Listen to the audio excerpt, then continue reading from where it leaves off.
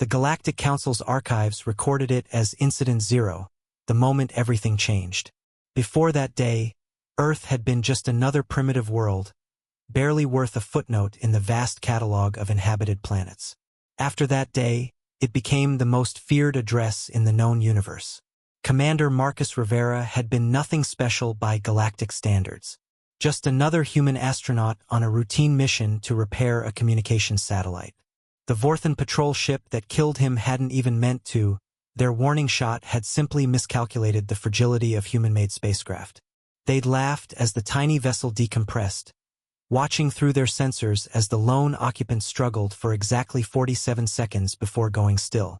They stopped laughing when Earth responded. Within 6 hours, every piece of human technology in orbit had transformed. Satellites meant for communication became weapons platforms. The International Space Station deployed shields that shouldn't have existed. Most terrifying of all, the debris field from Rivera's destroyed craft began moving with purpose, forming a gleaming barrier around the planet. The Vorthans sent their apologies. Earth sent them back in pieces. Admiral Korth of the Zelanti Empire reviewed the footage for the 100th time, his forearms trembling. How did they advance so quickly? His science officer's chittering reply carried fear. They didn't advance, sir. They already had this capability. They were pretending to be primitive. The revelation sent shockwaves through the council. Humanity hadn't spent decades struggling to reach space. They'd been holding back. Every failed launch, every cautious step forward had been theater. And now, with one of their own murdered in the void they'd pretended to barely understand, the performance was over. Earth's message to the galaxy was simple. Marcus Rivera was a father of 3. His children will grow up without him. In his memory, we declare Earth's orbit a memorial zone. Any unauthorized entry will be considered an act of war. The Korvax collective tested this declaration first. Their scout ship crossed the boundary exactly 3 meters before it simply ceased to exist. No explosion, no debris, just gone.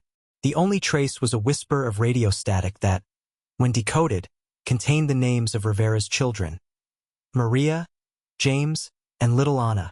Professor Yolf, the galaxy's foremost xenobiologist, presented his findings to an emergency council session. Humans possess something unique. They call it grief fury. When one of their pack dies unjustly, they don't just seek revenge. They reshape reality around that loss. Rivera's death has become weaponized. The council tried everything. Diplomatic envoys were vaporized at the boundary. Stealth ships found themselves suddenly visible and dissected by invisible forces. Even quantum tunneling failed. The humans had somehow convinced spacetime itself to mourn with them. Years passed.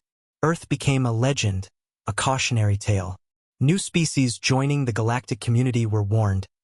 Never kill a human in sight of their world. But Captain Eric Johansson of the cargo vessel Hope's Promise didn't know he was about to die. His ship, carrying medical supplies to the outer colonies, suffered a catastrophic drive failure. As he tumbled toward Earth's memorial zone, he broadcast a simple message: "Tell my daughter I tried to make it home." The galaxy watched in horror, expecting annihilation. Instead, something impossible happened. The debris field parted. Ancient satellites reached out with gentle tractor beams. The International Space Station, now a fortress bristling with weapons, extended a docking arm. Johansson was pulled to safety. Earth's second message was even simpler: we protect our own. The paradigm shifted overnight. Earth wasn't just defended by grief, it was guided by it.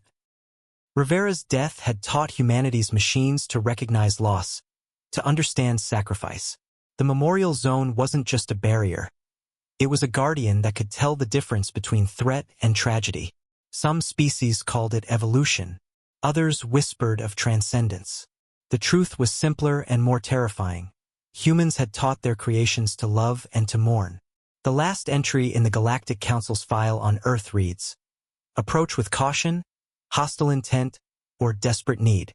Nothing else will suffice."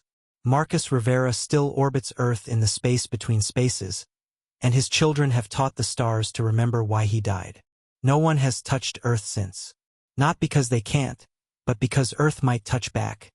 and nobody's sure if that touch would bring salvation or annihilation. The universe learned a valuable lesson. Never make humanity upgrade from pretending to be harmless. Retry Claude can make mistakes. Please double-check responses.